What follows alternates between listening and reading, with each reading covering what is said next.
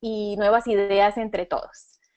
Mi nombre es Janet Rojas, yo soy pensadora global de Practical Thinking Group y esta noche voy a ser la moderadora. Estaré compartiendo con ustedes el micrófono, dándoles a ustedes la sesión de preguntas y compartiendo con nuestros panelistas.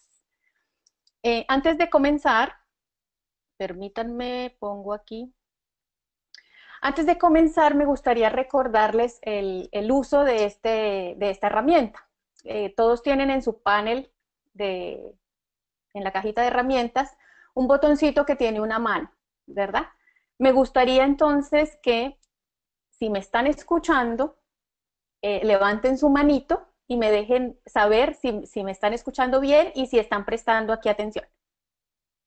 Una manito, dos manitas, muy bien. Muy bien. Juan Carlos y Laura Jimena, no los veo. Maximiliano, Natalia, no los veo.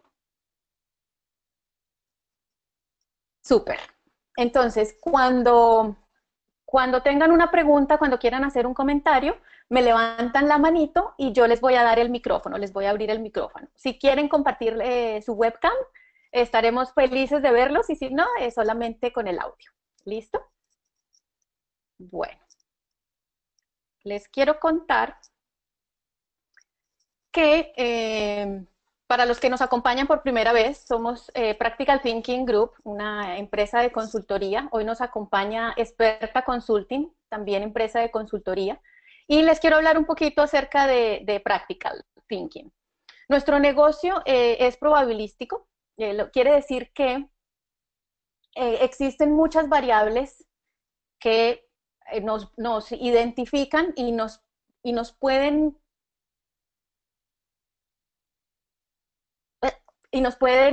variar los resultados del negocio. Pueden ser variables a nivel personal, pueden ser variables a nivel de organización.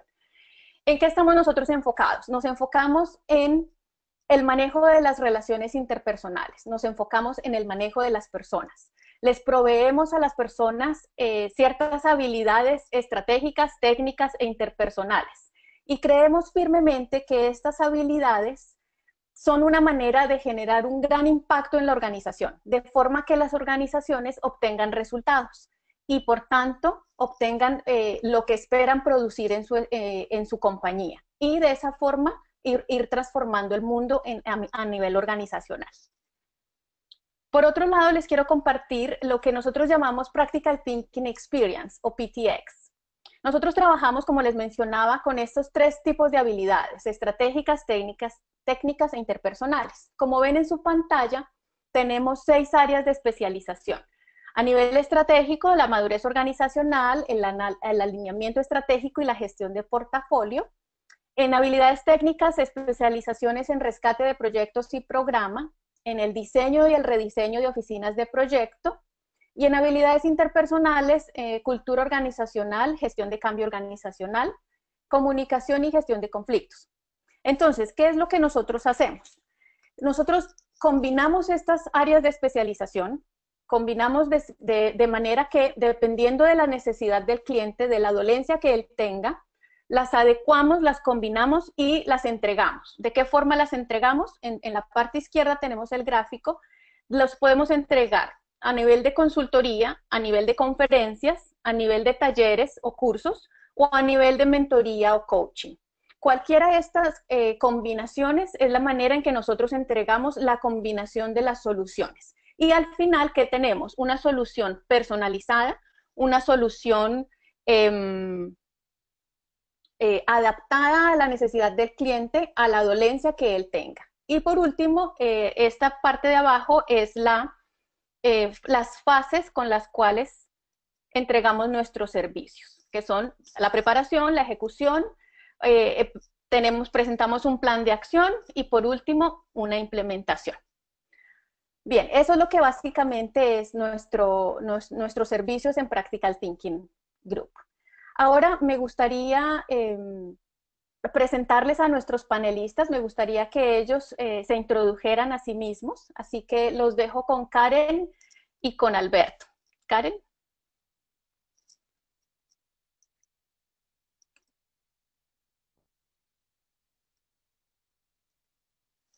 Karen. Hola Karen. Ya, Ya. estaba en mute. Buenos días, quería decir, pero es buenos días para mí porque aquí son las 9 de la mañana, les hablo desde Singapur. Buenas noches a ustedes ahí en América Latina. Mi nombre es Karen Schmidt, soy antropóloga organizacional y trabajo en Practical Thinking como pensadora global sobre la cultura organizacional, que es mi especialización. ¿Qué tienen que saber de mí? Soy holandesa, viví en Panamá 5 años, en Brasil 3 y acabo de llegar aquí a Singapur, que es totalmente diferente, es al otro lado del mundo y en todos los sentidos es súper interesante y súper lindo hacer esta mudanza, también un reto cultural, un reto personal, pero la verdad estamos muy felices de llegar acá. La casa es nueva, de hecho tengo internet desde anoche. Todavía estamos organizando varias cosas aquí, pero espero poder recibir gente aquí en la casa pronto. Entonces, si alguien quiere visitar Singapur, están bienvenidos. Sobre la cultura Pueden alzar la organizacional. manito. ¿Eh? Pueden alzar la manito. Ya ves cuántas manos subieron.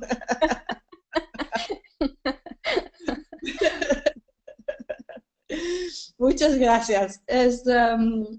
Pero un tema serio es la cultura organizacional y un tema serio es un tema de lo que vamos a hablar hoy en combinación con la agilidad organizacional, porque es importante combinar estos o integrar estos temas cuando trabajan en empresa, cuando trabajan en proyectos, etc. Janet, ¿quiere que ya explico el tema o vamos a introducir a Alberto primero? Dejemos el espacio a Albertico que nos cuente Dale. un poquito acerca de eso. No, yo soy el peor del grupo, no hay nada que hacer, el menos preparado psicológicamente para esto. Buenas noches a todos, muy buenas noches, yo estoy muy contento de estar con el grupo. El equipo de Practical Thinking, más que ser compañeros de trabajo, son amigos, hemos hecho proyectos muy bonitos, muy interesantes, con Karen, con Janet, con Ricardo, y para mí es un gusto estar aquí con todos. Les hablo un poco de mi experiencia. Yo tengo, digamos, una trayectoria en gerencia de proyectos de tecnología, áreas de desarrollo de software, que fue como llegué a la agilidad, digamos, al core de los proyectos ágiles. Y a lo largo, digamos, de la vida de consultor y de la experiencia laboral, pues me he desempeñado ya en temas de agilidad organizacional, transformación, innovación, eh, lo que llaman en Colombia, seguramente en algunos países de América Latina, transformación digital. Y bueno, para mí es un gusto enorme estar otra vez con amigos compartiendo esta noche, que es un poco más un talk show que una presentación. Así que nada, feliz de estar acá y muchas gracias por la invitación. Eh, eh, Estamos listos para empezar, Karen, cuando quieras. Súper, súper. Pues bueno, como les decía, pues nuestra expectativa es que Me vieron, es suficiente, yo no estoy tan arreglado y... Pero Ya. estás. Janet, Ok, te perdí. bueno, como les decía, nuestra expectativa es que esto sea una hora interactiva, que contemos con su participación, con sus preguntas y sus comentarios. Entonces, lo primero que vamos a hacer es ver qué expectativas tienen ustedes, cómo se ven. Así que tenemos en la pantalla una serie de preguntas que les voy a lanzar en unos minutos a través de la pantalla. Quiero que lean, por favor, estas explicaciones. ¿Con qué personaje se sienten identificados en este momento? Como un explorador, porque vienes y tienes muchas ganas de descubrir cosas nuevas e ideas y quieres aprender todo lo que puedas. Como un comprador, porque vienes a buscar toda la información disponible y vas a estar feliz con algo que te puedas llevar a tu casa. Como un vacacionista, porque no estás interesado en el evento, pero estás feliz de no estar en tu rutina normal a esta hora. O como un prisionero, porque viniste a este evento obligado y preferirías estar haciendo cualquier otra cosa menos que estar aquí. Así que se los voy a dejar y nos regalan sus respuestas. Ya la pongo. Listo. Esperamos que estén contestando. ¿De qué manera se sienten hoy?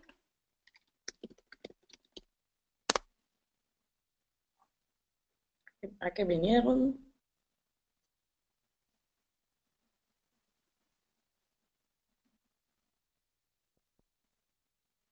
Faltan algunos. Veamos. Carla, Marius, Daniel, Juan Carlos Arenas. 5 segundos más.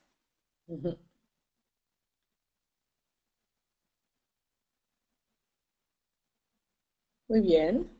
Muy bien. Oh, no los había visto. Ya los veo. ¿Y Pues el bien, resultado? a ver, acá está. Ajá. Ah, muy bien. Muy bien. Súper, Exploradores la mayoría y compradores. y compradores. La mayoría viene a llevarse ideas y aprender lo mejor, lo más que puedan. Pues muy chévere, están en el lugar correcto, ¿verdad, chicos? Fantástico. Listo, pues comenzamos. Comenzamos. ¿Qué es Karen, la nos cultura? gustaría que, para que tengamos la misma base de conceptos, que Karen nos contara qué es la cultura organizacional. ¿Tú cómo la ves? Pues importante destacar es que cuando hablamos de la cultura, muchas veces las personas piensan en la cultura nacional, como los colombianos, los gringos, los holandeses, los brasileros, etc. Hablamos o pensamos muchas veces en el tema nacional, pero yo hablo sobre la cultura organizacional. Y eso quiere decir o refiere a la cultura de la empresa.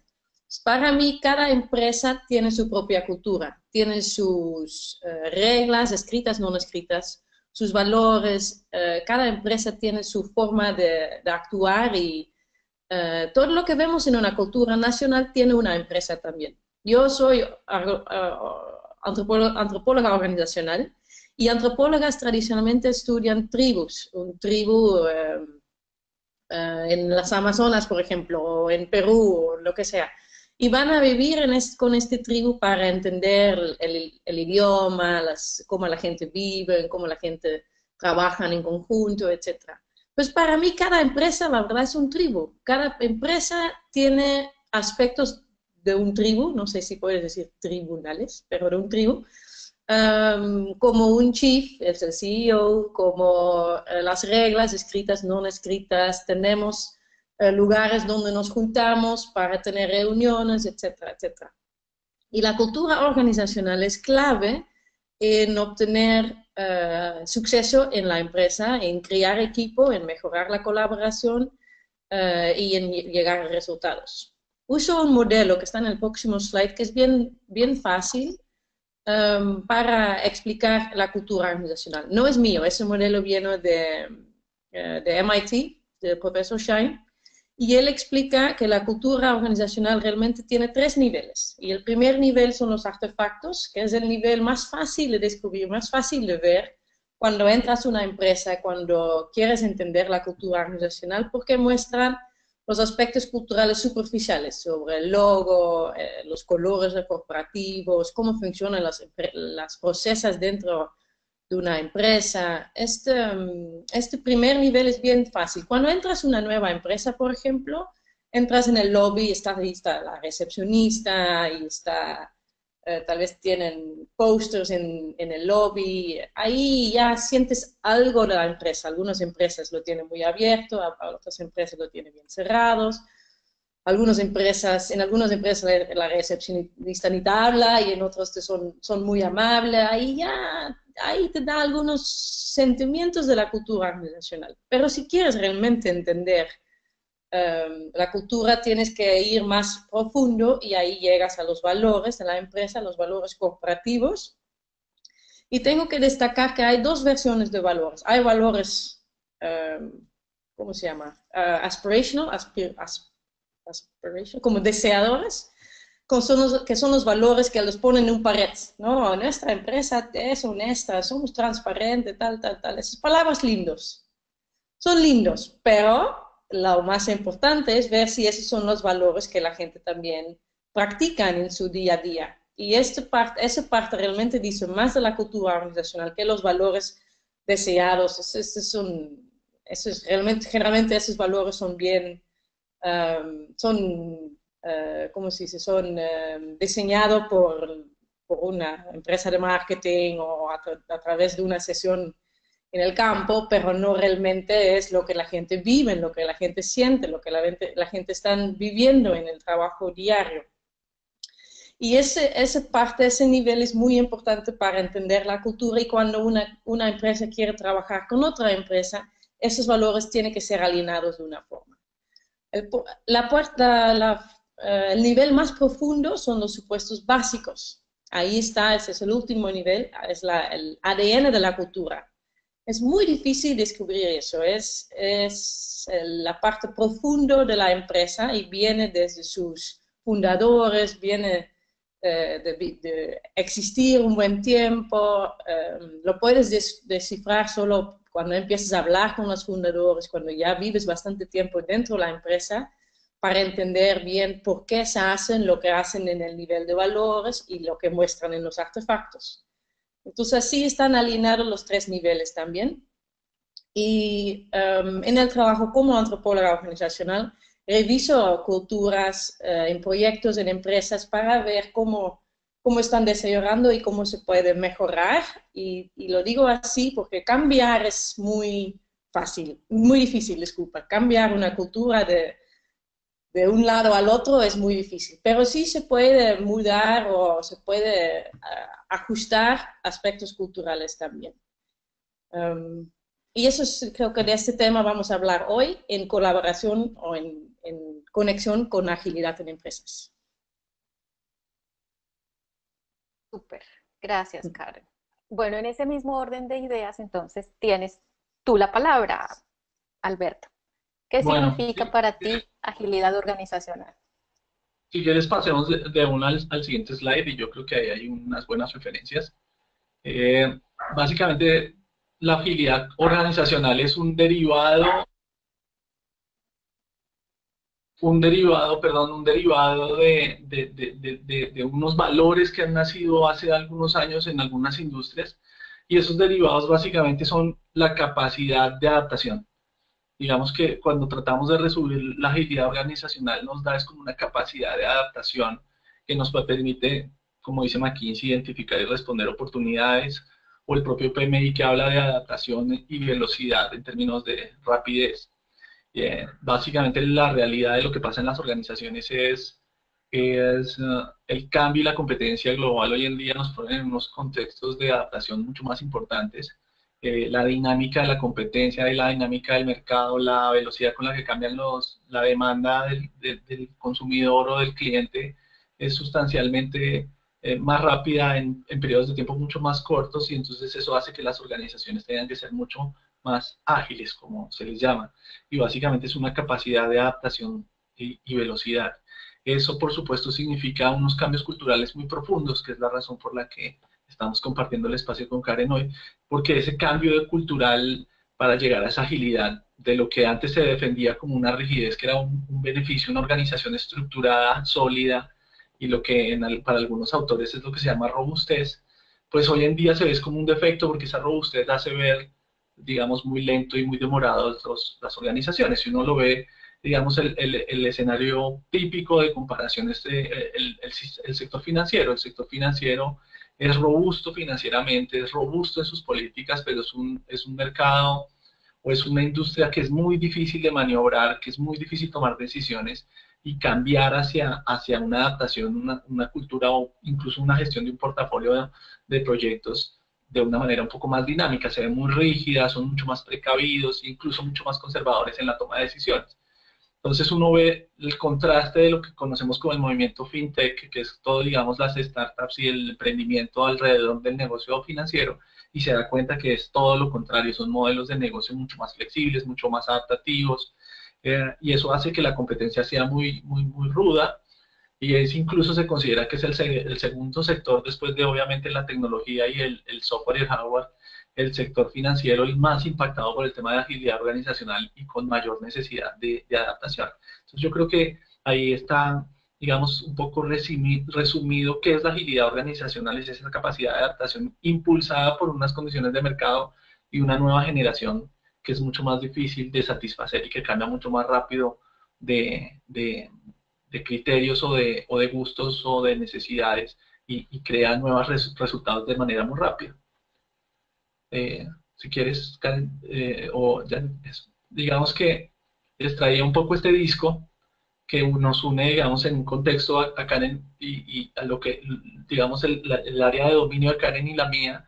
Incluso la traje estampada en la camiseta para todos, miren, ahí la está en la camiseta. Sí, así de comprado estoy con el tema y esta es una idea de una persona que habla del Modern Agile. Modern Agile, te escuchamos bien. Modern Agile es básicamente 4 componentes que hablan más de la cultura que de unas prácticas o unos métodos o una metodología. Y eso es básicamente estos 4 componentes que buscan hacer que las personas sean increíbles, ¿sí? Que es el corazoncito amarillo que está arriba.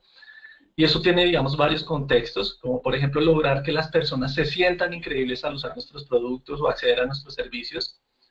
Un ejemplo muy común que usan mucho, incluso el mismo Josh lo usa mucho tiempo, es cuando uno va a echar reversa en el auto y hace unos años se golpeaba con todo, golpeaba alguna cosa, algún obstáculo que había en el fondo. Uy, perdón que alguien llegó a mi casa y por ahí mi perro se emocionó.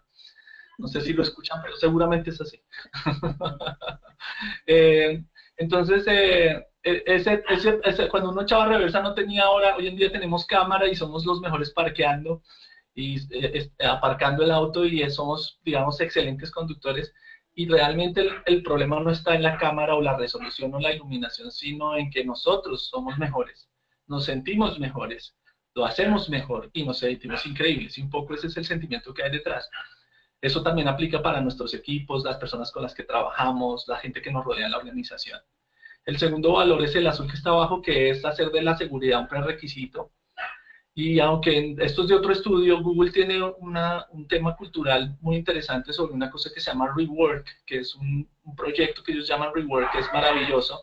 Y Rework lo que nos da es... mi perro me va a volver loco, perdón a todos por mi perro.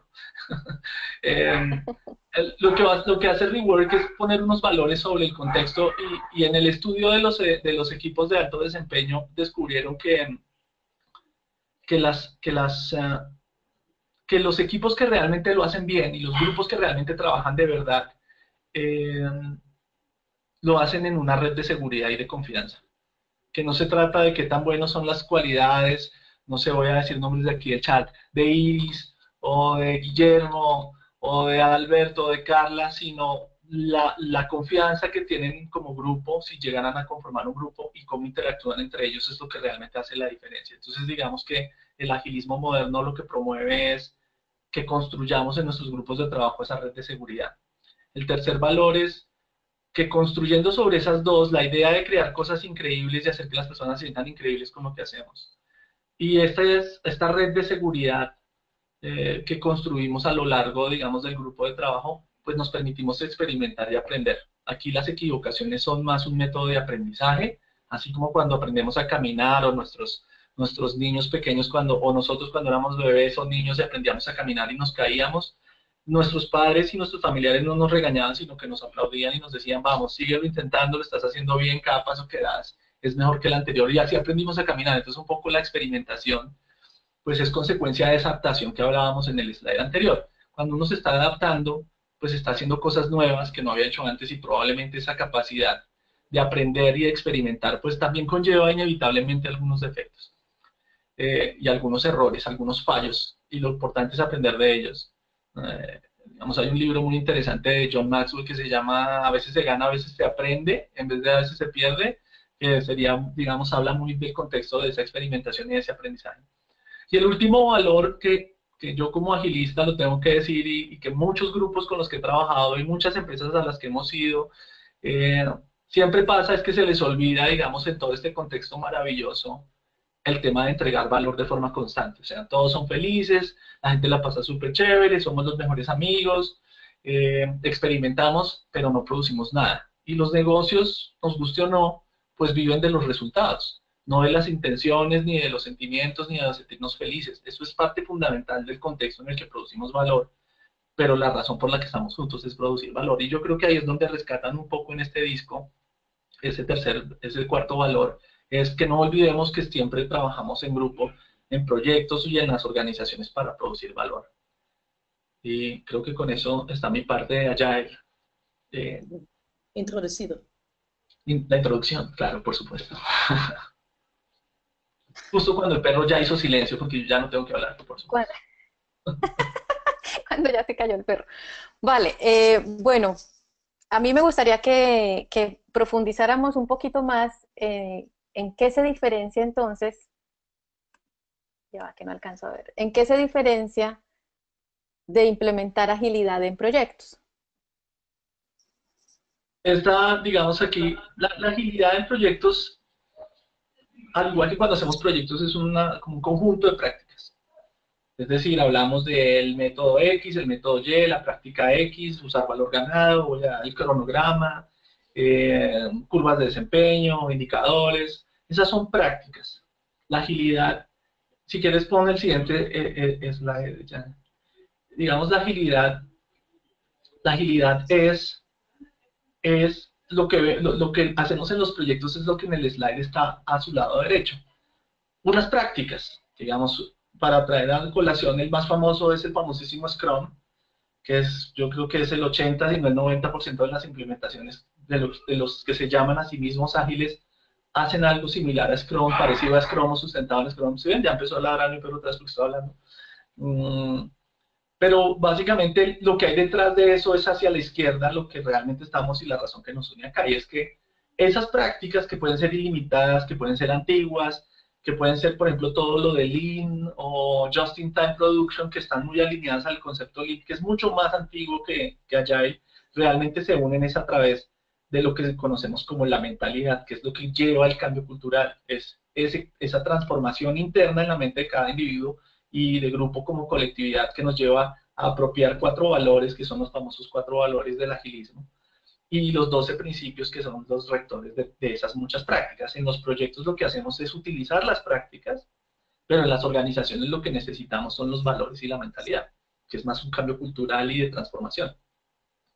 Si quieres, para ponerles un ejemplo rápido, el siguiente slide es una colectividad de prácticas, que es lo que vemos en proyectos. Esto se conoce como el Agile Subway Map, y son las prácticas ágiles, digamos, por su línea. Está el Extreme Programming, que es una línea de desarrollo de software puntual y fue el papá, digamos, del agilismo, y está la línea roja, que es Scrum, que es hoy el método, uno de los métodos más utilizados.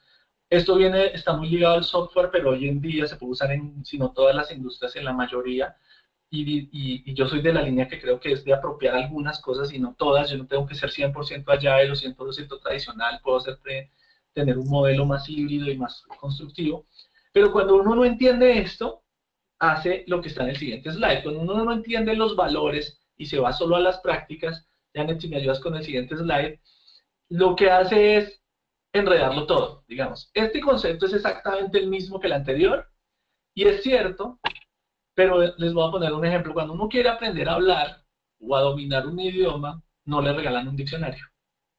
Lo que le hacen es le enseñan unas palabras básicas. Cuando uno domina esas palabras básicas, luego va a otras. Y cuando uno ya habla un idioma o lo domina, un diccionario es muy útil. Si yo quiero aprender un idioma y compro un diccionario, nunca lo voy a aprender. ¿Sí? Porque la complejidad me va a absorber, el espectro que tengo es demasiado grande. Y eso es lo que diferencia, digamos, una visión más tradicionalista que me dice tome todas las herramientas y úselas cuando quiera, y una visión más ágil, de ser pragmáticos, de ser adaptativos, de ir creciendo y experimentando, que era lo que les decía cuando hablaba del disco. Yo no debería tener que pensar en todo lo que está mostrando este mapa, sino más bien en qué necesito dentro de mis proyectos para apropiarlo. Ojalá sustentado en un tema cultural en la organización más orientado al disco. Esto ya es lo que vemos. Lo que hablaba Karen de los artefactos, el disco sería los valores o el ADN adentro, y esto es más los artefactos. En los proyectos lo que vemos son los artefactos que deberían ser el reflejo de una cultura. Desafortunadamente, y la razón por la que también quiero discutirlo acá, muchas veces lo que se ve es la mímica, el mimic. Nos reunimos todos los días y hacemos la daily meeting y hacemos el sprint, pero la cultura no existe y en el fondo no se genera valor y no se crea valor. Y yo creo que el cambio es más cultural que cualquier otra cosa. Listo, Janet. Ya Súper. cayó mi Entonces, perro, canso el perro silencio. sí, Ya. ya puedes parar de hablar. ¿Qué les parece entonces si abrimos el micrófono? Si alguno de nuestros participantes tiene algún comentario, quiere hacer alguna pregunta. Nosotros recibimos muchas preguntas de ustedes, pero nos gustaría que abrirles a ustedes el micrófono. Adalberto, ya te abro el micrófono.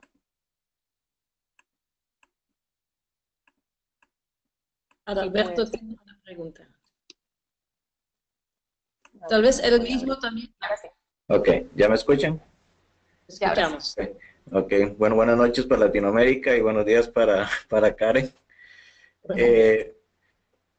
La pregunta es un poco porque este tema de agilidad de alguna forma se viene haciendo como una moda, y ahora que Alberto decía que Scrum, todo el mundo cree que aplicando Scrum estoy siendo ágil.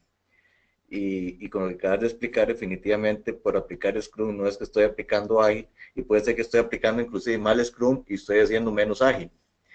Entonces, en el contexto del cambio cultural, debe iniciar el tema de agilidad desde los altos niveles de la organización y no, digamos, donde normalmente nace todo, que es en las áreas de tecnología. Esa es mi consulta, Alberto. Yo no sé si Karen me va después a dar el apoyo, espero no estar en lo incorrecto, pero yo creo que el cambio cultural se puede dar en cualquier nivel. Por supuesto que el escenario ideal es que venga de arriba hacia abajo y que fluya de los que dan los líderes que dan, entre comillas, el ejemplo. Pero eso no significa, y sobre todo en proyectos o en pequeños esfuerzos o en pequeñas áreas dentro de la organización, que yo no pueda crear como subculturas o tribus dentro de la organización, que después permeen hacia otras direcciones una cultura. Al fin y al cabo, en términos de negocio frío, si quitamos el factor humano, que es imposible, pero digamos que lo pudiéramos eliminar, la empresa vive de los resultados. Y si tú apropias una metodología o una mentalidad ágil, tradicional, o mejor dicho, más allá del nombre que le pongas, que sea efectiva, de cierta forma eso va a permear la organización como un virus. Y no sé, Karen, tú di que sí, tú mueves la cabeza y yo digo sí, Alberto. No, yo estoy totalmente de acuerdo. Lo ideal sería que un cambio cultural viene de arriba de abajo, porque son los líderes a quien estamos viendo, a quien vamos a seguir, que dan el ejemplo y que tienen que dar el ejemplo de cualquier comportamiento que quieran ver en sus personas, que cualquier forma de tomar decisiones, son los líderes que dan los ejemplos. Pero eso no significa que en otros niveles de la empresa se pueda empezar esos cambios culturales, porque ese es el lindo y el difícil de la cultura. Cada grupo dentro de una empresa tiene su propio poder y tiene el poder de esforzar o llegar a un cambio cultural. Entonces, el grupo que está trabajando con Scrum o con cualquier otra práctica y herramienta puede empezar este cambio cultural. Sería más difícil porque tienen que pelear hacia arriba para después que sigue nuevamente al bajo o empieza horizontal. Pero sí, realmente los cambios culturales pueden venir de cualquier lado de la empresa. Sí. ¿Eso responde a tu pregunta, Adalberto? Sí, gracias. Definitivamente, cuando hacía preguntas quería conocer la opinión de ustedes. En mi criterio, coincide con el de ambos, de que uno puede generar el cambio en cualquier lado. Lo que hay que hacer es tratar de generar el cambio y hay que buscarlo. Definitivamente es más fácil cuando tenés el voto y tenés la confianza de las altas gerencias y tal vez tenés que navegar menos fuerte para llegar a donde querés llegar, pero definitivamente buscar la agilidad y lo puedes buscar desde cualquier punto. Y tal vez ahí el tema también es que ser, cuando explicaba Alberto, qué es la agilidad. Por eso yo hablaba del tema de que no necesariamente aplicar una herramienta. Ser agilidad es para mí ser ágil es un poco lo que explicaba también Alberto, los valores y lo que ando buscando, entregar continuamente valor.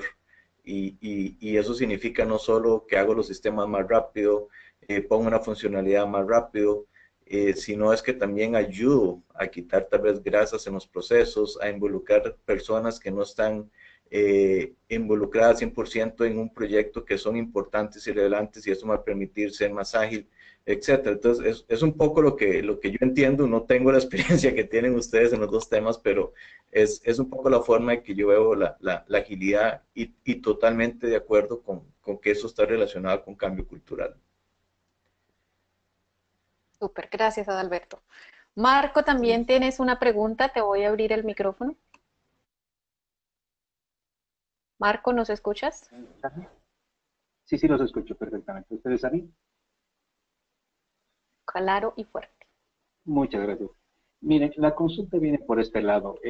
Bueno, en contexto, ¿no? Yo ya llevo trabajando unos 20 años en empresas de tecnología y alguna vez fui joven acá como nuestro expositor y recuerdo la energía con la que comenzábamos los proyectos, ¿no? Un grupo de muchachos con muchas ganas de hacer las cosas. ¿Qué es para Marco? Felicitaciones. Se lleva el diploma por lo de joven. Bueno, les comentaba, ¿no? Entonces, hay momentos en la vida de las personas donde tenemos mucha energía y ganas para hacer, ¿no? Esa es la perspectiva que tenía cuando era muchacho empezando un proyecto. Pero ya pasados los años, estando del otro lado del wing, vamos y nos encontramos con lo que la persona de Adalberto mencionaba. El proceso de aprendizaje dentro del modelo Agile implica que alguien tiene que invertir dinero para que estos muchachos aprendan. Y como déjà vu, en las diferentes compañías que he trabajado, he visto que tiene un ciclo que termina. O sea, estos movimientos ágiles empiezan así todo emocionados, hacen algunas cosas interesantes, pero llega un punto de inflexión donde los intereses cambian, las personas se hacen mayores, sus intereses prácticamente de trabajar y hacer algo bien se van disolviendo o distribuyendo en nuevas actividades sociales y empezamos a desacelerar, ¿no? Y ahí empieza la preocupación de los inversionistas, ¿no? Porque yo estoy del otro lado ahora, porque el ritmo que tú veías ya no lo ves y empiezas a desconfiar de la gente y aparecen los famosos artefactos. O sea, los artefactos son el sinónimo de que tu organización necesita que la presiones para que haga algo. Ya no es natural, ya no es algo espontáneo. ¿Y por qué consulto esto? Porque es como si lo volviera a ver cada vez. O sea, empieza un movimiento, todo bonito, todo bien, pero nadie se preocupa del después, ¿no? Entonces, mi pregunta es, en tu experiencia, ¿cómo se puede equilibrar eso? Porque siempre sucede, disculpa tal vez soy medio viejito, siempre he visto ese colapso.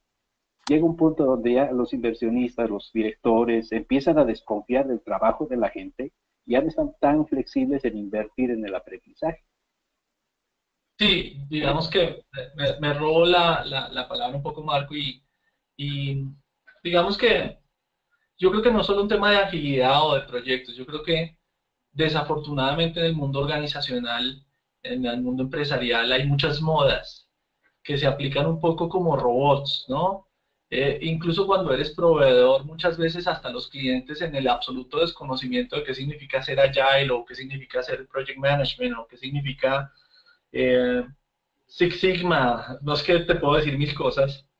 Eh, TQM, TCM, es que hay tantos que yo no sabría decirte. Se montan, digamos, en una historia y esperan un resultado como inmediato. Incluso hay algo que a mí me sorprende como consultor y como coach, es que a veces, pues, incluso ya les mostraba un slide del esquema de trabajo y el Practical Thinking Experience, pero a veces yo, desde mi perspectiva, y esto lo digo yo como Alberto, a veces me llaman es como si yo fuera un software de instalar. O sea, yo voy, doy la charla, y ya la gente ya es agile. Y yo digo, primero duele un poco en el orgullo, porque es como si yo pudiera enseñar lo que yo sé en una hora o dos, y ya, y listo, y las personas lo van a hacer mejor que yo, y eso es muy latinoamericano, ¿no? Muy de nuestros pueblos pensar que uno es como un robot que le instalan el chip por ir a una charla o a un curso y ya después es experto. Y en el fondo, más allá de eso, yo creo que el tema cultural, y ahí es donde yo creo que le voy a hacer la palabra a Karen, es cuando realmente uno lo que tiene que hacer es buscar un cambio cultural. Yo no soy agilista porque crea que el tradicionalismo no sirve. Yo soy PMP, fui presidente de un capítulo de PMI, trabajo activamente con PMI en la construcción de los estándares, incluso la guía de agilismo que está por salir en septiembre. eh, Tuve la oportunidad maravillosa de colaborar allí. Te puedo decir que siempre he visto esto como un aporte a lo que ya existe. A mí, yo soy una persona agilista que construye sobre lo que existe, con todo, con mis amigos, con mis amistades, con mis negocios, con el equipo que está aquí hoy. Siempre busco como construir sobre lo que está. Cuando uno tiene esa línea de decir vamos a empezar y vamos a tumbar todo y volverlo a hacer, seguramente tiene grandes momentos de desilusión como los que tú mencionas, porque simplemente no compra algo por los valores que se alinean a los propios o porque tú te sientes alineado espiritualmente con algo en tu ADN como organización, sino porque es lo que viene, es la moda que viene. Y muchas empresas viven de esa moda, ¿no? De explotar esa curva que viene con alguna nueva tendencia y de ahí te venden el curso que obviamente no te hace la verdadera transformación. Por eso esta charla incluye el factor cultural, porque esto va más allá de la práctica. Yo podría o no hacer Scrum y ser muy ágil. Podría tener todo lo que me ha vendido el PMI durante años en sus frameworks y no hacer nada de agilismo. Hola. Sí, estás, pero fue tu video. Ah, ok, cerramos videos. No, Eh, tú cerraste tu video. yo las perdí a ustedes también, pero bueno, no importa. Ya Y regresé. digamos que lo importante aquí, Marco, para cerrar por lo menos mi punto es, si no estás alineado desde una perspectiva organizacional hacia una cultura o no ves un tema en los valores culturales, probablemente el cambio que sufres es superficial y de corto plazo. Karen, bota un salvavidas. Sí. No, sí está, lo único que puedo decir, estoy totalmente de acuerdo. Cambia, y que quería reforzar, la verdad, que un cambio en comportamiento, que es el pensamiento ágil, ¿no? Es un cambio de comportamiento, un cambio de mentalidad, un cambio de un diferente pensamiento. Es difícil, no se cambia, una persona no se cambia tan rápido. De hecho, hace unos días leí un estudio que solamente 10 personas que han tenido una cirugía en un bypass en su corazón, solo 10% de esas personas realmente cambian su vida después. Aunque han tenido una fuerte operación, han tenido todos los alarm bells ringing, todos los indicadores que tienen que cambiar su estilo de vida, solo 10% lo haga. Porque es tan difícil cambiarse que cambiar su comportamiento y su pensamiento es algo que requiere mucha atención.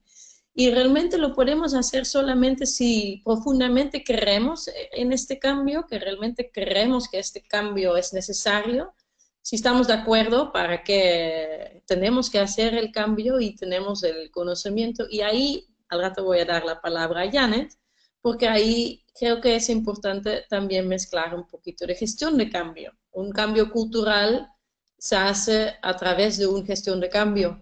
Entonces ahí realmente tienen suerte que estamos nosotros tres en esta charla, porque con gestión de cambios se logra hacer cambios culturales y cambios de comportamiento. Importante es que eso no se hace después una charla, como dice Alberto, no se cambia después un workshop solamente, eso no es suficiente, eso es suficiente para crear un poquito de conocimiento sobre qué es ágil, qué se hace en una empresa ágil y cómo se cambia a una mentalidad de agilidad, pero necesito mucho más tiempo y mucho más profundizaje para lograr que realmente tiene ese cambio cultural de pensar y actuar en agilidad. Janet, ¿quieres explicar algo de gestión de cambio en breve? Bueno, realmente estoy completamente de acuerdo con ustedes. No, los cambios no vienen de la noche a la mañana y desde el punto de vista de gestión de cambio, es muy importante determinar qué es lo que quieren lograr, qué es lo que quieren realmente con llegar a ser una organización ágil, qué es lo que quieren aplicar en realidad de agilidad, para poder convencer a la gente de que sí les va a funcionar, de que van a llegar a algo y de que podemos cambiar paulatinamente. Asimismo, plantearnos objetivos claros a corto plazo que podamos medir y que no generen esa frustración que nos estaban hablando anteriormente, para que podamos de verdad obtener resultados tangibles y podamos decir, oh, sí, la organización está cambiando. Poco a poco o con objetivos muy claros, muy cortos y muy específicos, pero está cambiando. Karen, hay una pregunta que también está relacionada en el chat que dice, cuando una cultura es resistente, ¿cuál es la estrategia para el cambio ágil? Casi te voy a dar la palabra nuevamente, porque si la gente es tan resistente, pues hay que usar gestión de cambio. Pero antes de hacer eso, lo importante es que cuando quieren hacer un cambio cultural, como dijimos antes, los líderes tienen un poder muy grande ahí. Pero no lo pueden hacer solito tampoco. Entonces les recomiendo tener unas evangelistas de cultura, unos agentes de cambio tal vez, unas personas que entienden bien y pueden reforzar por qué ese cambio es importante, pero fuera de eso que también actúan en cómo quieres que la gente van a actuar, ¿no? Y que muestran realmente el comportamiento que quieren ver, la toma de decisión, la forma de tomar decisiones, la forma de arreglar conflictos. Lo importante es que hay algunas personas más que solo los que 3, 5 líderes que tiene una empresa, que también tiene algunos agentes de cambio que ayudan a esforzar los cambios, que apoyan ese cambio y que dan estos ejemplos de cómo debería saber. La gente que son resistentes, realmente son todos. Al inicio, casi todos estamos resistentes al cambio. El cambio es difícil, como estaba diciendo. Entonces, por eso, nosotros en Practical Thinking usamos y le voy a dar a Janet a explicar, ADKAR, pero usamos un modelo que se llama ADKAR y eso ayuda mucho en quitar la resistencia de cualquier cambio y en un cambio cultural nos haya funcionado bastante bien en empresas, ¿no, Janet? Sí, como dice Karen, todos somos resistentes en alguna medida, no porque querramos, no porque estemos empecinados en serlo, sino porque debemos descubrir qué es lo que nos está molestando. Como decía Karen, hay un modelo que se llama ADKAR, que sus siglas vienen de A de awareness, de tener conciencia, como les mencionaba antes, de por qué está sucediendo esto. Si yo entiendo, si las personas entienden por qué estamos cambiando y hacia dónde queremos llegar, hace menos probable que surja resistencia. Luego viene la D de deseo, es qué tan motivado me siento yo para engancharme en estas nuevas estrategias, en estos nuevos procedimientos, en esta nueva manera de trabajar. Para luego generar un conocimiento, que es la K de knowledge. ¿Qué necesidades tengo yo? ¿Qué necesito aprender para yo poder engancharme en esta nueva manera de trabajar? Luego generar una aptitud, que es la A. Con ese conocimiento, ¿qué tanto puedo yo realmente utilizarlo? ¿Qué tanto me siento yo hábil en mi aptitud? ¿Qué tanto me sirvió esas capacitaciones y ahora sí me siento capaz de realizar esta nueva forma de trabajar? Y por último, ¿qué tanto me refuerzan en mi organización? ¿Qué tanto me dicen, oh, sí, lo estás haciendo bien, oh, vas por buen camino, oh, sí, está sirviendo lo que estás haciendo, lo que aprendiste lo estás utilizando bien, estamos logrando los resultados que esperábamos? Y esa es una manera que tenemos de trabajar esos niveles de resistencia y diferentes elementos y diferentes aspectos en las personas para que puedan asumir con menos resistencia a los cambios en los que se involucran en las organizaciones. ¿Eso responden a sus preguntas?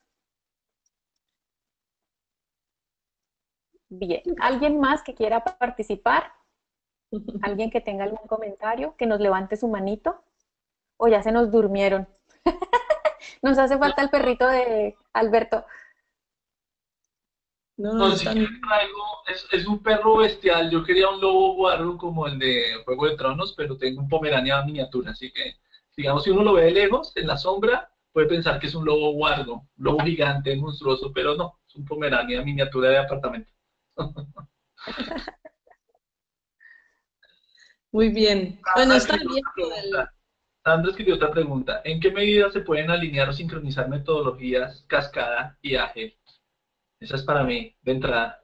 Eh, Sandra, buenas noches. Es un gusto tenerte aquí con nosotros y la respuesta básicamente es, yo te lo puedo decir desde lo profundo de mi corazón. Yo no soy Scrum Master, no soy Lean Certified, no soy Management 3.0, Manager Certified. Yo no me caso con ninguna metodología precisamente porque yo creo que el valor de un gerente, de un líder, de una iniciativa está en la capacidad de usar diferentes herramientas. Yo soy de ejemplos y en mi época había una serie que era Batman y ese Batman, a diferencia del Batman de ahora, tenía un baticinturón. Y el baticinturón estaba lleno de cosas. El hombre se mandaba la mano al cinturón y sacaba una pastilla que hacía algo, un lazo que hacía otra cosa. Y yo creo que los gerentes de proyecto en esa medida somos un Batman con un baticinturón. Si tú tienes un proyecto que tiene un problema particular, pues usarás una o la otra herramienta de tu baticinturón de acuerdo a la situación que tienes. En un escenario ideal de desarrollo de software, por ejemplo, o un desarrollo de producto donde se permite la experimentación profunda, la validación temprana con grupos focales, salir al mercado y validar un producto, pues probablemente un mecanismo 100% ágil va a ser lo tuyo. Pero si tú estás construyendo un edificio, probablemente pensar en hacer experimentaciones con la estructura o aterrizando un avión y decir, ven, hacemos experimentación e iteraciones aterrizando un avión, pues probablemente no tiene ningún sentido y parece gracioso. Yo creo que en el fondo yo lo que puedo hacer es usar unas prácticas y en otras, digamos en mayor medida, usar más bien líneas adaptativas. Las metodologías en sí no se sincronizan. Yo lo que tengo son prácticas que en el conjunto crean la metodología que yo uso. Una de las cosas que más le agradezco yo, digamos, al PMI en la nueva versión del PMBOK que está por salir, y el esfuerzo que uso con la guía e incluso la certificación que tienen de Agile no es sobre un método, como PMP no es sobre un método, sino más bien sobre como un inventario de prácticas y de conocimientos que en el fondo son tu cinturón de herramientas cuando, cuando, cuando vas a resolver un problema, porque pues, los proyectos que tenemos todos en este chat, los 40 que estamos en el chat, pues son diferentes. Yo no puedo decir que algo va a servir para todos ustedes porque sería mentirles. Eh, eh, Probablemente algunas prácticas van a servir más en otras, en unas circunstancias que en otras. Entonces, yo creo que sí, más que sincronizar es que pueden convivir porque en el fondo son las herramientas que tienes en tu maletín para las situaciones que tienes. Para mí es lo más natural y hace mucho más sentido que tratar de hacer esto ustedes aquí y nosotros allá como si cada uno estuviera a un lado de la isla. Y yo creo que es más una convivencia sana. Al fin y al cabo, cuando a ti te den un proyecto, Sandra, o a cualquiera de nosotros aquí en el chat nos den un proyecto, nosotros somos los llamados a sacar adelante ese proyecto, a poner la cara y ser los accountable por ellos. Estas herramientas lo que son mis herramientas para hacer mejor mi trabajo. No debería ser una camisa impuesta o algo forzado que yo sienta que no coincide, que nos pasa tanto en tradicional como cuando hablaba a Alberto, ¿no? Y decía, yo siento que a veces se fuerza un poco y no hay resultado. El mismo Marco también lo comentaba y yo creo que es cuando tú tratas de usar una herramienta que no es la apropiada para el escenario. Siguiente.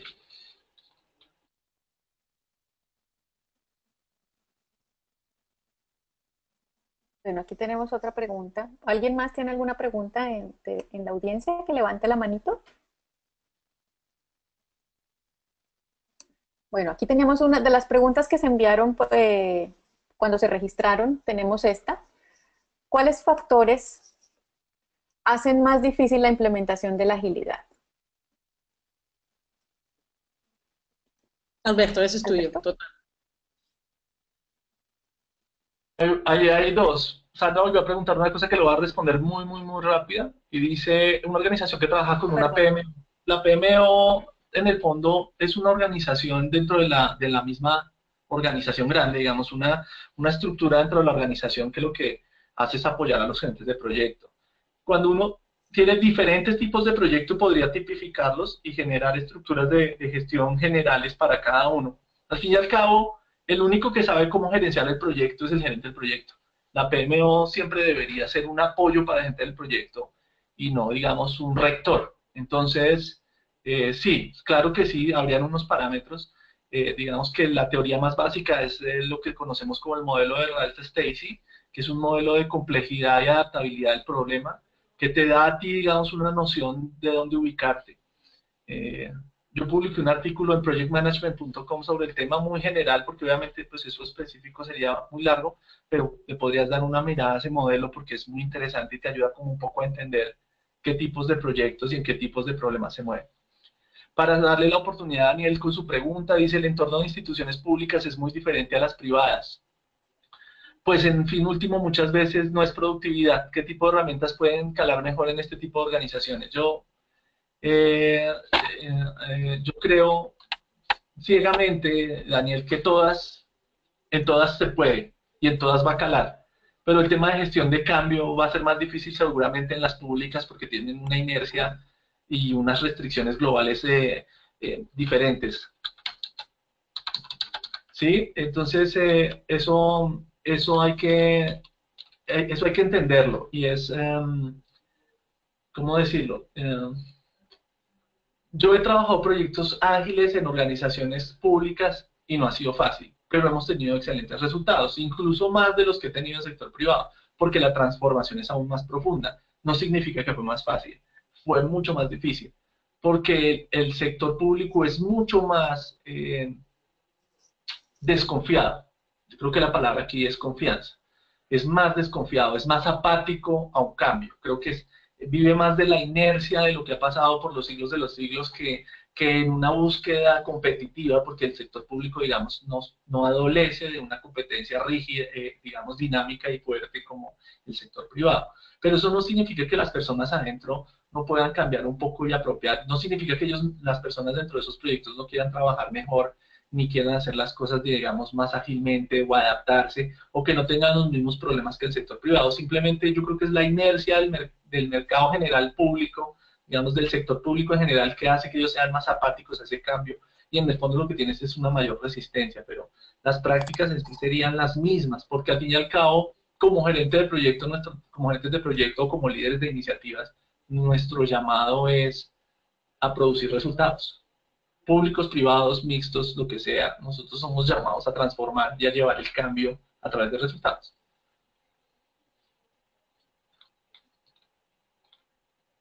No sé si eso, yo sé que quisieras una solución más como, haz esto y aquello, pero cada situación es muy particular. Y Un cada mapa de... cultura, y cada cultura es muy particular. La verdad, sí, las culturas en instituciones privadas es diferente que en instituciones públicas. Siempre y aparte es algo que siempre necesita recibir mucha atención. Pero no hay una herramienta ¿cómo se dice? Fijo que se puede aplicar solo en instituciones públicas y solo en instituciones privadas. Eso depende totalmente de la cultura organizacional y aunque es bien fácil distinguir la diferencia entre una institución pública y una institución privada, al final hay que conocer y analizar bien la cultura organizacional antes de llegar con herramientas. Hay que conocer la cultura organizacional, cómo la gente trabaja, qué son los valores, qué son las formas en que se manejan conflictos, qué es el ADN de esa institución o de esa empresa privada para llegar a algún nivel de cambio cultural o de llegar a una mentalidad ágil, yo creo. Janet. Daniel, no sé si tú querías el micrófono, te lo voy a abrir. Ahí te escuchamos, Daniel, si querías algo, preguntar algo más. Bueno, buenas noches. Muchas gracias por la respuesta, la verdad, Alberto, Karen. Creo que con eso me queda amplio la variedad de opciones y más que nada me quedo con lo de Karen de hacer el diagnóstico para identificar, ¿no? Y bueno, Alberto, con tu experiencia, sí, la resistencia es tremendamente más fuerte en la institución porque hay más susceptibilidades al interior y también hay menos seguridades en las mismas personas que trabajan en la institución pública desde mi punto de vista, lo que también te determina ese entorno de conflicto, de resistencia y de inseguridades a la hora de tomar la decisión y de apropiarse. Sí, muchas gracias bueno, tenemos el trabajo por delante. Gracias. Sí, sí. Gracias, Daniel. Bien, no sé si alguien tiene otra pregunta o nos vamos con la que habíamos mencionado aquí, Alberto.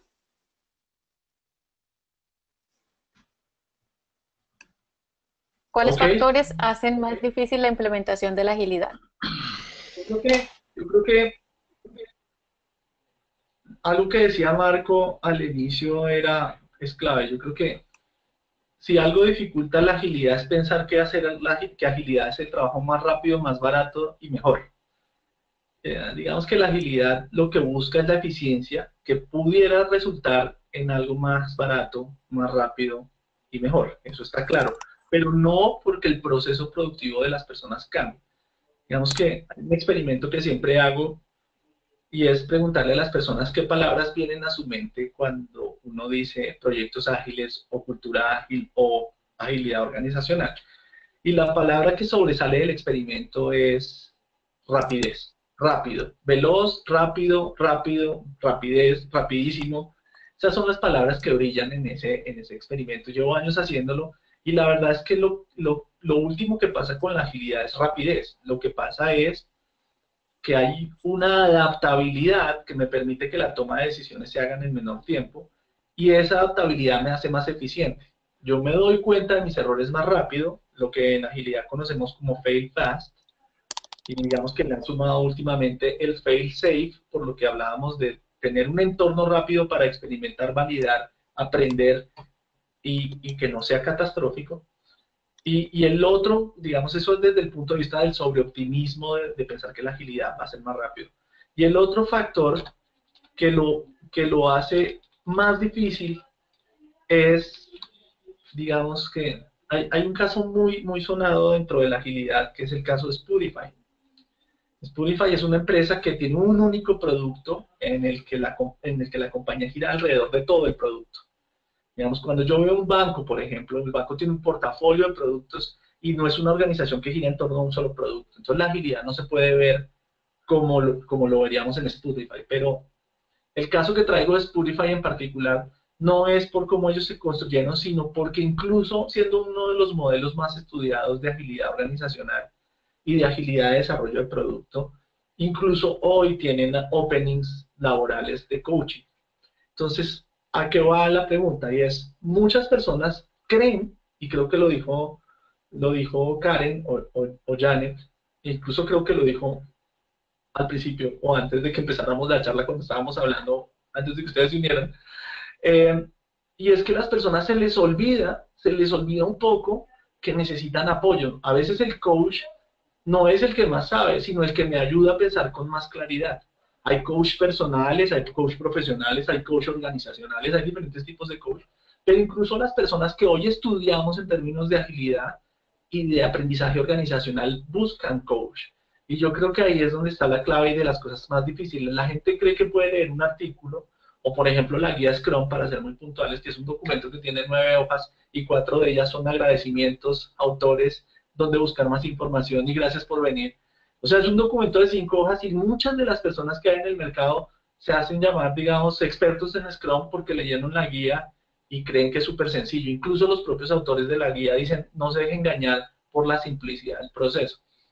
Y eso hace que la gente no busque apoyo, crea que que se lanza al agua, hace la mímica, que era lo que yo decía, y probablemente lo que botan los resultados más negativos que hace que la gente se desencante de un potencial cambio, porque no es solo con la agilidad, pasa con todo.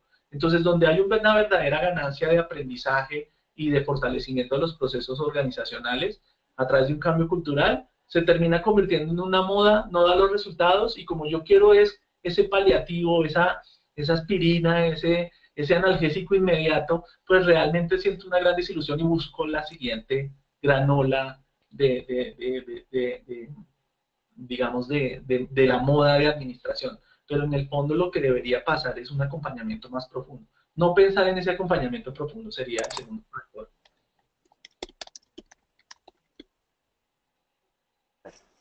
Karen, no sé, sí, eso. Tenemos otra siguiente, es ¿cómo aseguramos? Amiga, ¿Cómo aseguramos? Sí. me parece que hay preguntas en el público. Entonces, en lugar de seguir los slides, me gustaría ver si en el público hay gente que tiene una pregunta, que quiere levantar su mano, para que aprovechan que estamos aquí live. Estas preguntas son más para apoyarnos en caso que, ¿no? Pero creo que hay gente en el público, por ejemplo, Ricardo Salazar o Juan Carlos, Juan Luis, Iris, hay varias personas ahí que creo que nos pueden dar una pregunta. Así que prefiero que cambies el slide y que vamos a ver si hay preguntas desde el público. ¿Puede ser? Sí, claro. Abrimos el micrófono. A ver si alguien quiere levantar la mano que tiene una pregunta y cambias el slide al primer slide, amiga.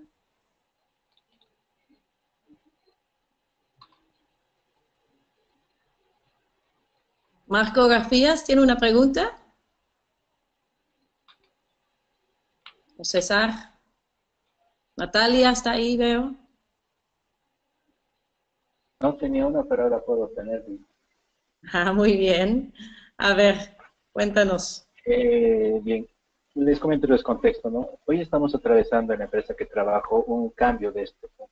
Hay una mitad, literalmente, de un ala de todo el bloque que siguen trabajando sobre metodología PMI cerrada, y la otra mitad es el área de innovación que comenzó a trabajar en una metodología ágil, ¿no? Entonces, en el proceso de cambio tenemos así como que dos frentes que todo el tiempo están en conflicto, porque uno mira el elefante desde la cola y el otro mira el elefante por delante, desde la trompa, ¿no? Entonces, es una experiencia interesante. En lo personal a mí me encanta porque es vivir un cambio. De repente sí necesitamos, como ustedes dicen, un apoyo profesional para hacerlo más llevadero, y probablemente los resultados son 50-50, o sea, en una nos va bien o en otra no nos va bien, ¿no? Sin el apoyo profesional, evidentemente.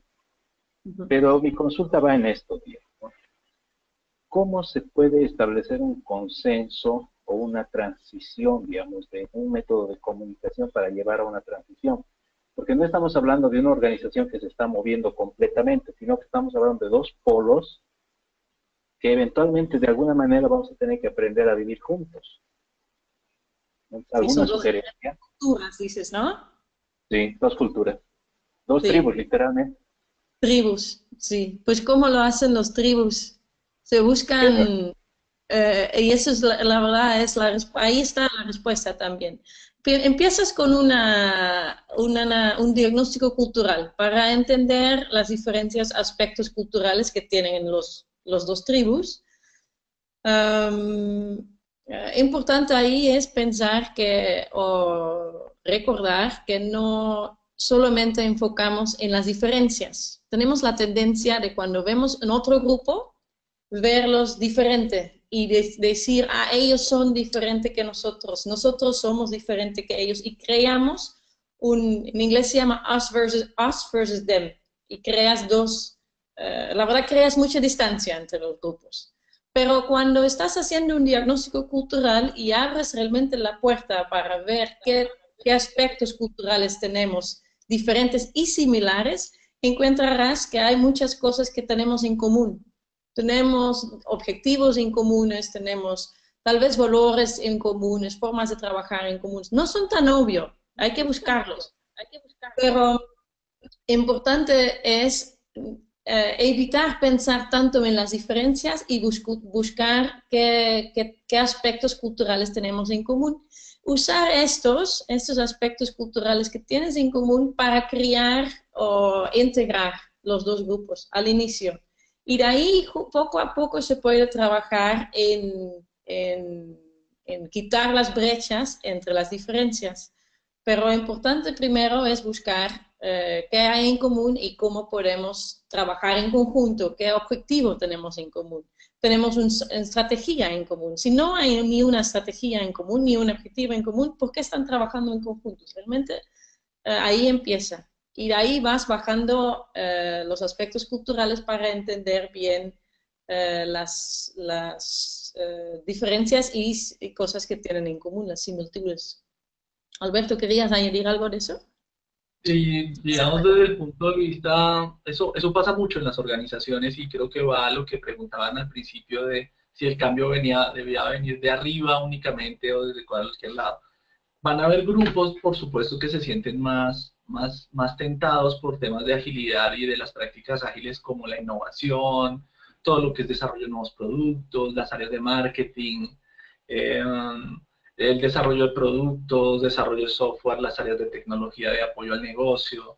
Digamos, eso es natural, fluyen naturalmente hacia ese esquema porque la naturaleza de su trabajo es más adaptativo, los requerimientos cambian muy rápido. Y en la convivencia lo que hay que buscar en efecto es el punto común de trabajo de los dos, no solo en términos de estrategia, sino en términos de gestión. Eh, a veces, y lo digo como persona que ha trabajado en PMO y que ha sido, digamos, del grupo, por ejemplo, de gestión de programas y de portafolios, a veces vemos a la agilidad como un pequeño experimento al que le damos muchos beneficios, y eso es como cuando uno tiene una planta en la casa y la cuida mucho, y si esa planta florece y crece, no significa que yo soy un jardinero experto o un agricultor, significa que hice un experimento que funcionó.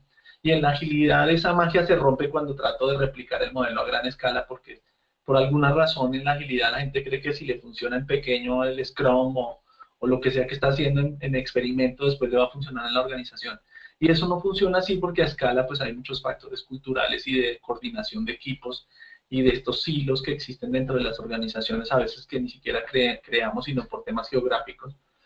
Y entonces la gente cree que eso va a explicar y ahí digamos hay una tendencia para madurar los dos modelos. Mi visión a futuro del agilismo es que la palabra como tal desaparece y se integra dentro de los procesos tradicionales.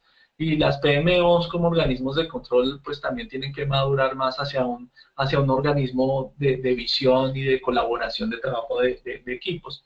Hoy al mediodía precisamente hacía un experimento con un grupo que tiene problemas de confianza y el experimento era que era a la hora del almuerzo. Y ellos no se llevan muy bien, pero a cierta hora, cuando yo estaba haciendo mi exposición y mi presentación, yo sabía que ya tenían mucha hambre, iba a ser casi la 1:30, y estos muchachos jóvenes pues estaban muy hambrientos. Entonces lo que hicimos fue abrir unas cajas de pizza y les dije, bueno, sírvanse rápido, tienen 5 minutos para repartirse la comida y todos se ayudaban y todo el mundo se pasaba. Y yo creo que eso ejemplifica muy bien lo que dice Karen, y es, hay un objetivo común y todo el mundo colabora por el objetivo común. Si yo lo puedo identificar, puedo hacer que el discurso sea consecuente. Ellos no se dieron cuenta y cuando terminaron les dije, si ve que sí pueden trabajar en equipo, si ve que sí hay un punto común, donde hay un objetivo común y lo que tenemos es que colaborar entre nosotros. Al fin y al cabo todos queremos lo mismo. En ese caso y del experimento era el almuerzo.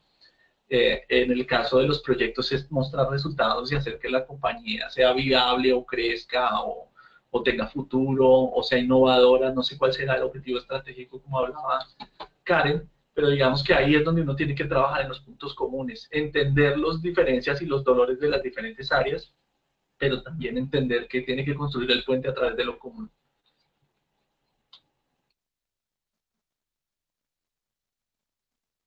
Vale, Adalberto tiene otra pregunta.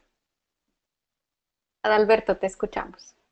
Sí, bueno, puedo hacer otra pregunta si nadie tiene, si no le doy oportunidad a otro compañero o compañera, no hay problema. Aprovecha.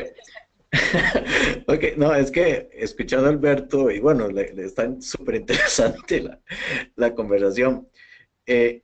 Yo recientemente estaba en una organización que empezó en todo este mundo de ágil y me pasaron y dentro de este proceso de cambio, empezaron los dolores de cabezas con los puestos de trabajo porque en los equipos ya ser jefe, o yo era el jefe, yo era el técnico, yo era el que sabía y ahora soy equipo, y entonces empezaron los problemas de jerarquías. Después las áreas de negocio decían, yo soy de negocio porque ahora quiero ser pro-owner y eso ya me quita mi poder y yo ya... Entonces salió, uno de los primeros cosas que pasaron, que empezaron a salir fue los temas de jerarquía. Y lo otro que me pasó es que cuando escucho a Alberto hablando de la PMO, lo primero que se terminó, por decirlo así, en la organización fue la PMO. Cuando empezamos en el mundo ágil, ya la PMO dejó de ser funcional y se decía que ya no tenía valor. Y lo tercero, que dentro de ese contexto, digamos, de la jerarquía y lo que pasó con la PMO, que al final desapareció de la organización, es que la gente pensó que ser ágil era brincarse todas las reglas. Ya no quería administrar riesgos, no quería controlar la calidad, no quería hacer, aunque fuera documentos sencillos de cosas, porque quería ser ágil. Y ser ágil era brincarse las reglas. Entonces, esa fue una experiencia reciente que viví y esas fueron tres cosas que yo detecté, digamos, en ese proceso, que empezamos tal vez no de una forma muy gestionada de cambio, pero digamos se vivió y la viví. Yo era gerente de la PMO y ya no soy ni estoy en la organización. Entonces quería compartirlo. Digo, no sé qué piensan ustedes. Y pues es muy normal. ¿Sabes qué pasa? Cuando se toman posiciones antagónicas, como lo decía Karen, desafortunadamente hacia arriba tienden a buscar a un ganador, una vez se ha aceptado que eso sucede. Si yo como líder de la organización, como dueño de la organización, permito que mis áreas se vean antagónicas, probablemente estoy esperando que haya un ganador. Eso es bueno a veces en la competencia, digamos, en franca lid, genero innovación y algo disruptivo, pero definitivamente para mí, desde mi experiencia, es un motivo de pérdida, porque la PMO no está ahí para cambiar las reglas, sino para apoyar el trabajo de las personas que lideran los proyectos. Para mí la visión de una PMO la PMO es un potenciador de mis gerentes de proyecto, no es un instrumento diferente más a sacarle el máximo provecho a los líderes que están en las iniciativas.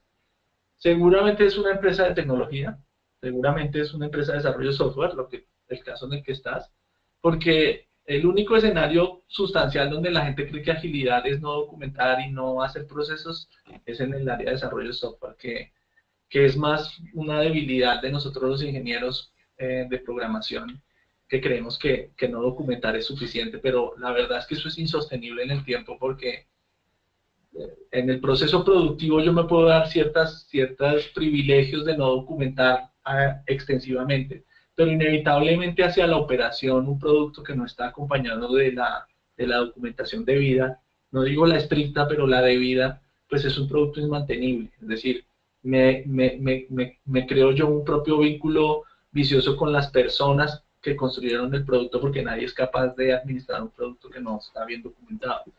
Y no solo con la documentación, el levantamiento de requerimientos, por alguna razón la gente cree que la documentación desaparece. Lo que sí pasa, que tengo que aclarar, es que la colaboración entre las personas hace que sean necesarios menos documentos.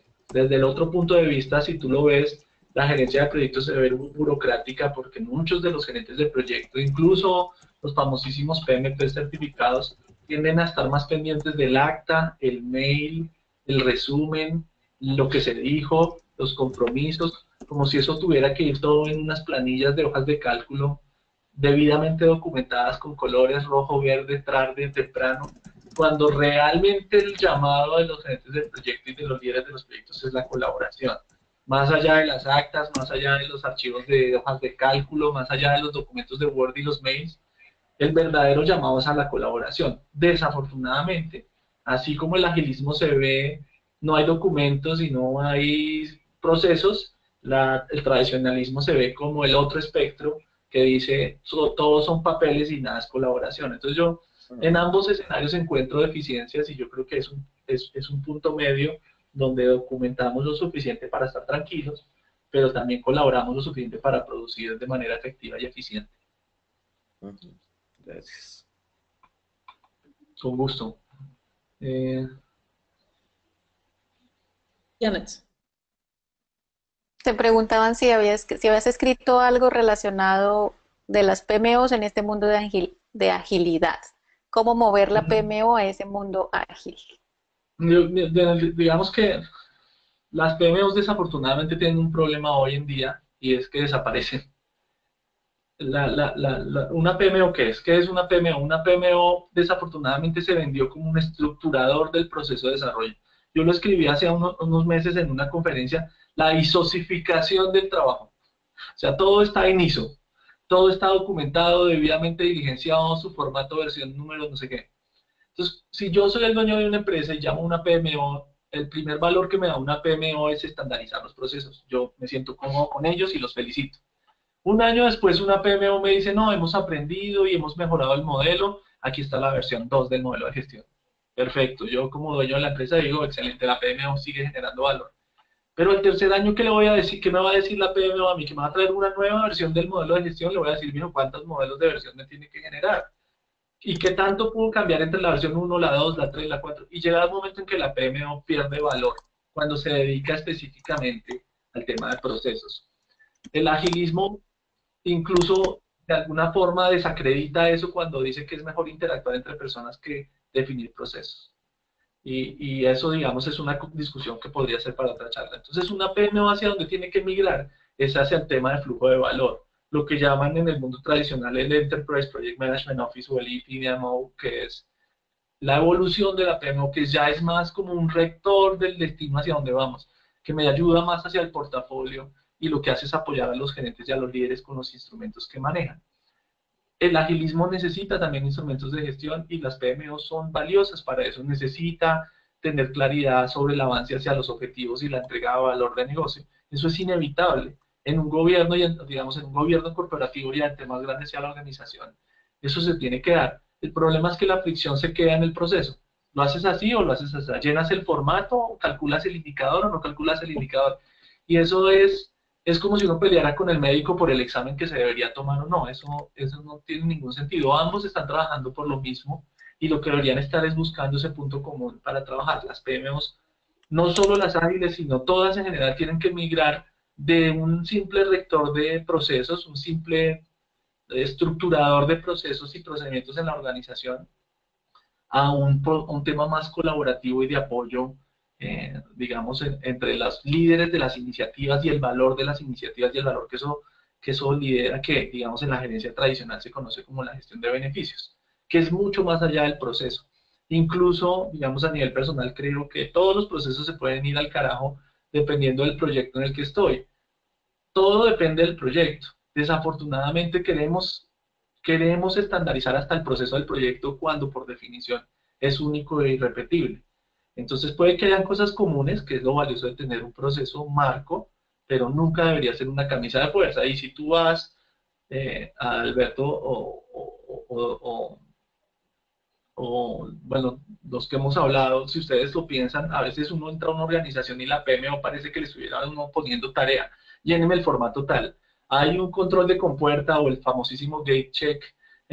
Dan un mes, entonces usted tiene que tener todos estos formatos llenos y uno termina trabajando para el proceso y no por el valor del negocio, que eso es delicadísimo.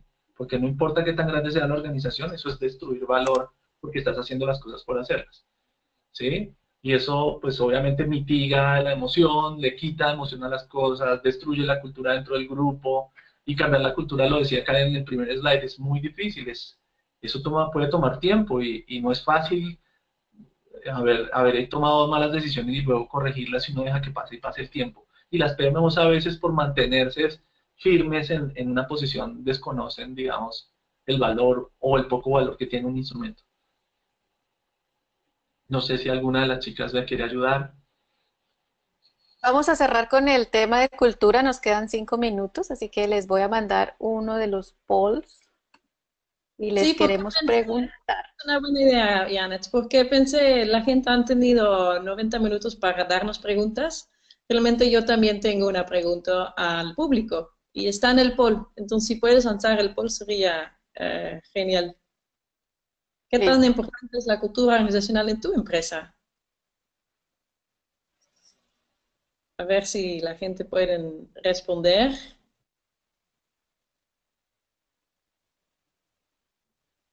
Les damos ¿qué? 10 segundos más para votar. Irrelevante. Uy, ese me llama la atención. Sí. Faltan algunos 5 segundos más para que puedan votar. Los que no votaron se durmieron, creo yo.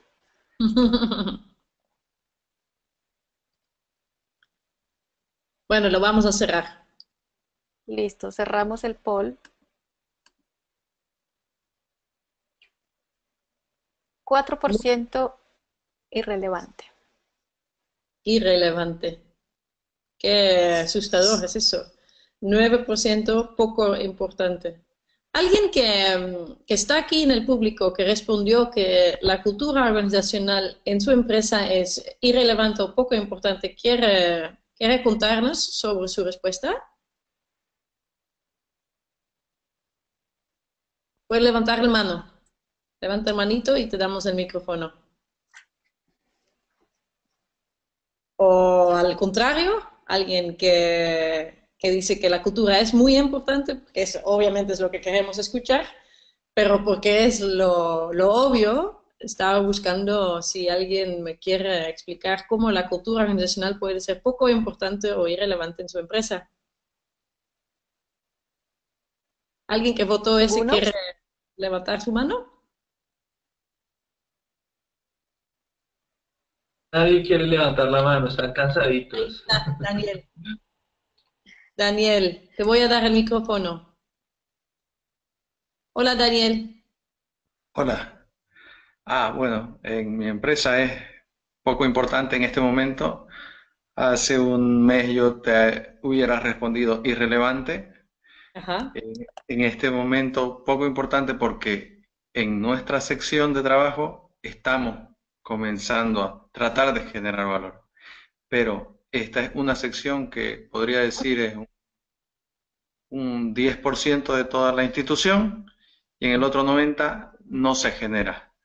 No se genera, no se transmite y no se ve desde la gestión de procesos. Alberto hablaba de procesos y que los procesos te pueden llegar a asfixiar si le dedicas mucho tiempo. Bueno, acá es al contrario, acá ni siquiera se ha desarrollado una gestión de procesos básicas y yendo más allá, tampoco se evalúa, se analiza y se hace un levantamiento de datos para evaluar y para generar valor, que es lo que en la institución en la que me toca trabajar debería ser el principal motivo, el servicio a las personas.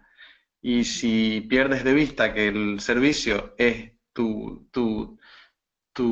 principal motivación, entonces viene el tema de llenar el espacio y de, hasta en algunos casos, calentar la silla, como decimos acá, donde cumplimos los horarios y no hacemos lo que podríamos hacer o lo que podríamos dar, o aportar desde nuestro lugar donde nos toque en la mejora continua y la generación pues de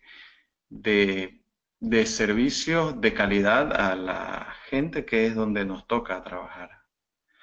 Por eso califiqué poco, pero iniciando un poco. Gracias. Bueno, está cambiando, eso es lo mejor escuchar. Gracias por compartir, Daniel. Gracias. Gracias. Vi que otra persona, y ahora perdí la pantalla. Carlos también dijo, aunque no pueda hablar en este momento, dice que no se gestiona activamente la cultura organizacional en su empresa, pero sí existe una cultura organizacional en su empresa. Y eso quería destacar porque en las preguntas que recibimos en la inscripción, alguien preguntó cómo implementar una cultura organizacional en una empresa grande. La verdad que cualquier empresa tiene su cultura. Una cultura existe. Si sea una empresa pequeña o grande, la empresa tiene una cultura, tiene valores, tiene formas de hablar, reglas escritas, no escritas. Tal vez no lo manejan como herramienta, no lo manejan como un aspecto importante dentro de la empresa, lo cual deberían hacer para lograr resultados mayores, pero existe una cultura organizacional en cualquier empresa. Y con eso llegamos, Janet, creo que al final del talk show. Fue muy rápido el tiempo. Se nos acabó el tiempo, sí, se nos acabó por completo. Yo solo les quiero dejar, pues darles las gracias por asistir, darles las gracias por asistir esta noche. Esperamos que hayan tenido un momento agradable, un momento de compartir conocimiento, como lo dijimos al principio. Y los quiero dejar con esta invitación para el 5 de julio, para un webinar que se tendrá con el PMI con el capítulo de PMI en Antioquia, Colombia, en donde se estará hablando de gestión de interesados. Así que los invito a que estén atentos a las inscripciones que estarán online. Vamos a compartir esta presentación con ustedes y la grabación también del webinar. Muchas gracias, Alberto, por estar hoy en la noche con nosotros, con Practical Thinking. No, así un gusto. Un gusto, gracias a todos. Gracias, Alberto. Gracias a todos. Gracias a todos por sumarse, por su participación, por sus preguntas.